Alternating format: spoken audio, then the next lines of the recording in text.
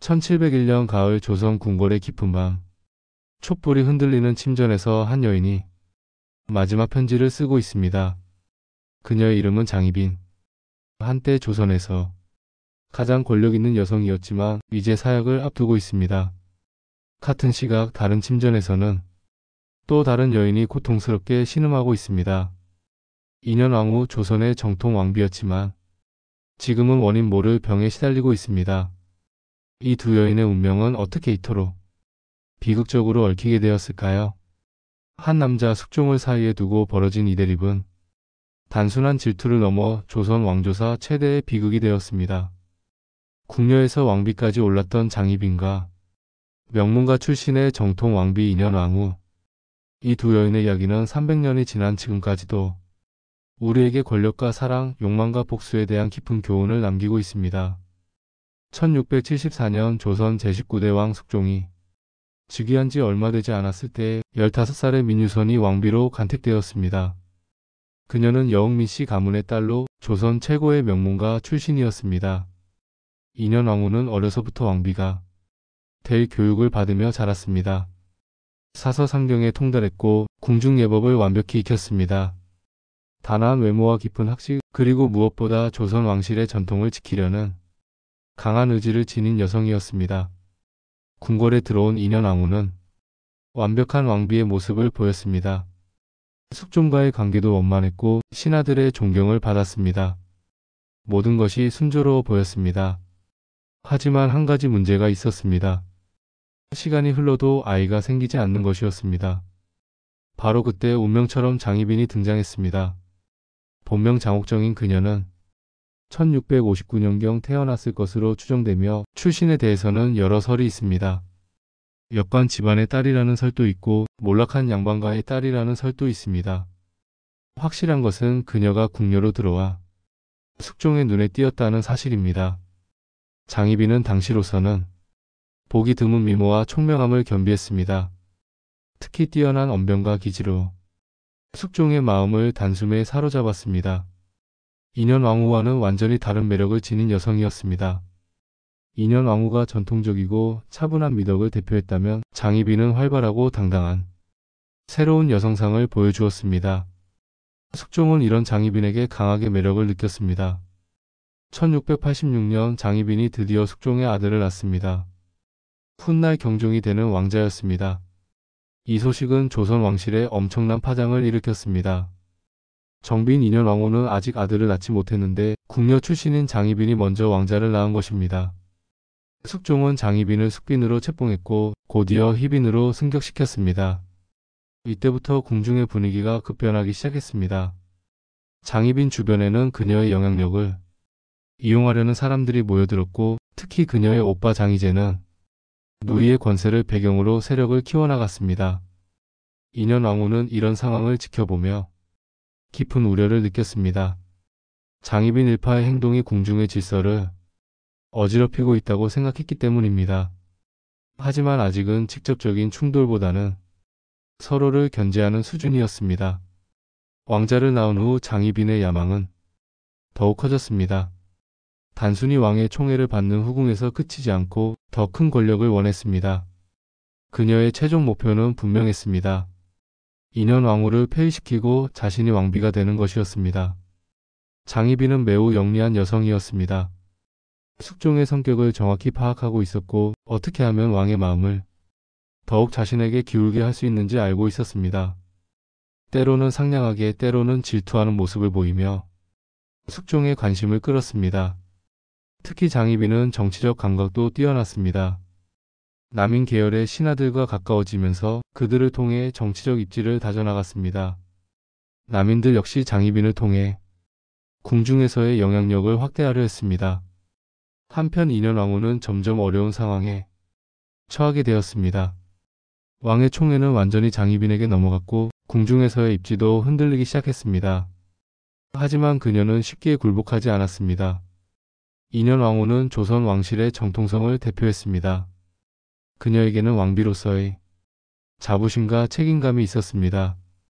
장희빈 일파의 행동을 보며 이것이 조선 왕실의 기강을 해친다고 생각했습니다. 특히 장희빈의 오빠 장희재의 횡포가 문제였습니다. 그는 누이의 권세를 배경으로 각종 비리에 연루되었고 이는 궁중의 기강을 흐트러뜨렸습니다. 인현왕후는 이런 상황을 숙종에게 여러 번 보고했지만 숙종은 장희빈을 감싸며 묵인했습니다.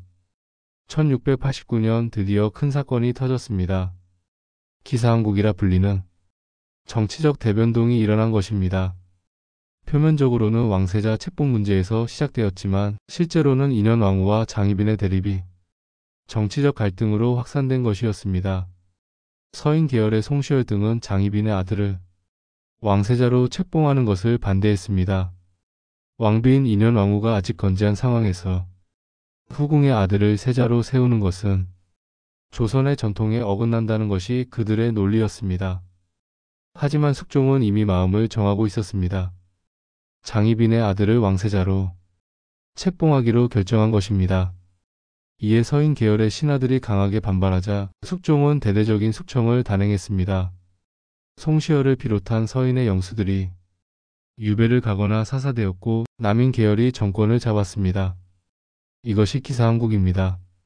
이 사건으로 장희빈의 정치적 입지는 크게 강화되었습니다. 기사한국의 결과는 상상을 초월했습니다. 1689년 5월 숙종은 충격적인 결정을 내렸습니다. 인현왕후를 폐위시킨 것입니다. 공식적인 이유는 인현왕후가 왕에게 불손한 태도를 보였다는 것이었지만 실제로는 장희빈을 왕비로 세우기 위한 조치였습니다. 15년 동안 왕비로 살았던 인현왕후에게는 참으로 가혹한 운명이었습니다. 그녀는 궁에서 쫓겨나 사가로 내려가야 했습니다. 하지만 끝까지 품위를 잃지 않았습니다. 그리고 1689년 10월 장희빈이 드디어 왕비로 책봉되었습니다. 궁녀 출신에서 왕비까지 그녀는 조선 역사상 가장 드라마틱한 상승을 이룬 여성이 되었습니다. 왕비가 된 장희빈은 이제 조선에서 가장 권력 있는 여성이 되었습니다. 하지만 권력을 얻은 후 그녀의 성격이 변하기 시작했습니다. 원래도 자존심이 강했던 그녀는 이제 누구에게도 굽히지 않으려 했습니다. 심지어 숙종에게도 예전처럼 상냥하게 대하지 않고 때로는 거만한 태도를 보이기도 했습니다. 다른 후궁들을 질투하여 괴롭혔고 궁녀들에게도 가혹하게 대했습니다. 이런 행동들이 하나둘씩 숙종에게 보고되었습니다. 더 큰 문제는 장희빈의 일족들이었습니다. 특히 오빠 장희재는 누이의 권세를 믿고 각종 비리를 저질렀습니다. 뇌물을 받고 관직을 팔았으며 백성들을 수탈하기도 했습니다. 이런 소식이 숙종의 귀에 들어가기 시작했습니다. 숙종은 처음에는 장희빈의 이런 변화를 대수롭지 않게 여겼습니다. 하지만 시간이 갈수록 장희빈과 그 일족의 행동이 도를 넘어서자 점점 불쾌감을 느끼기 시작했습니다. 특히 결정적인 사건이 있었습니다. 1693년 장희빈이 다른 후궁을 저주했다는 소문이 돌았습니다. 당시 숙종은 장희빈 외에 다른 후궁들도 총애하고 있었는데 장희빈이 이를 질투하여 무속인을 시켜 저주를 했다는 것이었습니다. 이 사건이 사실인지는 명확하지 않았지만 숙종에게는 큰 충격이었습니다. 왕비가 저주라는 미신적 행위를 했다는 것은 조선 왕실의 권위에 치명적인 타격이었기 때문입니다. 1694년 또 다른 정치적 대변동이 일어났습니다. 갑술왕국이라 불리는 이 사건으로 남인이 축출되고 서인이 다시 정권을 잡았습니다. 이는 장희빈에게는 치명적인 타격이었습니다. 갑술왕국의 직접적인 계기는 남인 내부의 분열이었지만 근본적으로는 숙종이 장희빈 일파에 대해 피로감을 느끼기 시작했기 때문입니다. 숙종은 이제 균형을 회복하고 싶어 했습니다. 서인이 재집권하면서 가장 먼저 제기된 것이 인현왕후의 복위 문제였습니다. 서인들은 인현왕후의 폐위가 부당했다고 주장하며 그녀를 다시 왕비로 복위시켜야 한다고 건의했습니다. 1694년 4월 드디어 인현왕후가 복위되었습니다. 5년 만에 다시 왕비로 돌아온 것입니다. 이는 조선 역사상 전례가 없는 일이었습니다. 인현왕후의 복위는 장희빈에게는 청천벽력이었습니다. 자신의 왕비 지위가 박탈되고 다시 희빈으로 강등된 것입니다. 더욱이 이제 궁중에서의 서열도 인현왕후 아래로 떨어졌습니다. 하지만 장희빈에게는 아직 한 가지 희망이 남아 있었습니다.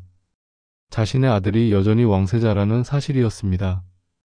비록 자신은 왕비에서 물러났지만 아들이 왕이 되면 다시 권력을 되찾을 수 있을 것이라고 생각했습니다. 인현 왕후는 복위 후에도 장희빈에 대해 관대한 태도를 보였습니다. 개인적인 원함보다는 궁중의 화합을 우선시했습니다. 하지만 장희빈은 이런 상황을 받아들이기 어려워했습니다. 왕비에서 희빈으로 강등된 장희빈의 심정은 참으로 복잡했습니다. 한때 조선에서 가장 권력 있는 여성이었던 그녀가 이제는 인현 왕후의 그늘에 가려 살아야 했습니다. 특히 장희빈을 괴롭힌 것은 궁중 사람들의 변한 태도였습니다. 그녀가 왕비였을 때는 모든 사람이 극진히 예우했지만 이제는 예전 같지 않았습니다. 심지어 일부 궁녀들은 그녀를 무시하는 듯한 태도를 보이기도 했습니다. 장희빈은 자신의 몰락을 인현 왕후 때문이라고 생각했습니다. 비록 직접적으로는 정치적 변화 때문이었지만 결국 인현 왕후의 복위로 자신이 밀려났다고 여겼습니다. 이때부터 장희빈의 마음속에 복수의 불씨가 타오르기 시작했습니다. 장희빈은 인현 왕후를 제거하고 싶어 했습니다. 하지만 직접적으로 해칠 수는 없었습니다. 그런 행동은 자신의 파멸로 이어질 것이 분명했기 때문입니다. 그러던 중 장희빈의 마음속에 어떤 계획이 떠올랐습니다. 무속인을 이용하여 인현 왕후를 저주하는 것이었습니다. 조선시대에도 이런 미신적 행위는 있었지만 왕실에서 이런 일이 벌어지는 것은 극히 드문 일이었습니다. 장희빈은 은밀히 무속인들과 접촉했습니다. 그들을 통해 인현 왕후를 저주하는 의식을 행했습니다. 인현 왕후가 병들어 죽기를 바라는 마음에서였습니다. 1701년 인현 왕후가 갑자기 병을 얻었습니다. 원인 불명의 병이었는데 점점 몸이 쇠약해졌습니다. 의관들이 온갖 방법을 써봤지만 효과가 없었습니다. 인현 왕후의 병세는 날로 심해졌습니다. 바로 이때 충격적인 사실이 밝혀졌습니다. 장희빈이 무속인을 시켜 인현 왕후를 저주했다는 것이었습니다. 더욱 놀라운 것은 그 저주의식에 사용된 물건들이 발견되었다는 점이었습니다. 이 사건은 궁중을 발칵 뒤집어 놓았습니다. 왕의 후궁이 왕비를 저주했다는 것은 상상할 수 없는 일이었습니다. 숙종은 크게 분노했고 즉시 조사를 명령했습니다. 1701년 9월 16일 인현 왕후가 세상을 떠났습니다. 그녀의 나이 37세였습니다. 병의 원인은 끝까지 명확하게 밝혀지지 않았지만 많은 사람들은 장희빈의 저주 때문이라고 믿었습니다. 인현 왕후의 죽음은 조선 사회에 큰 충격을 주었습니다. 특히 서인 계열의 신하들은 인현 왕후의 죽음에 큰 슬픔을 표했습니다. 그들에게 인현 왕후는 정통성의 상징이었기 때문입니다. 숙종 역시 인현 왕후의 죽음에 큰 충격을 받았습니다. 그는 자신이 그녀를 폐위시켰던 것을 후회하고 있었는데 이제 그 후회를 풀 기회마저 영원히 사라진 것입니다.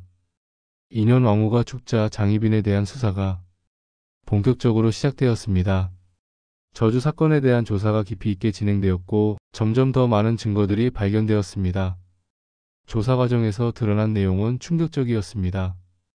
장희빈은 오랫동안 무속인들과 연결되어 있었고 인현 왕후뿐만 아니라 다른 후궁들도 저주했다는 것이 밝혀졌습니다.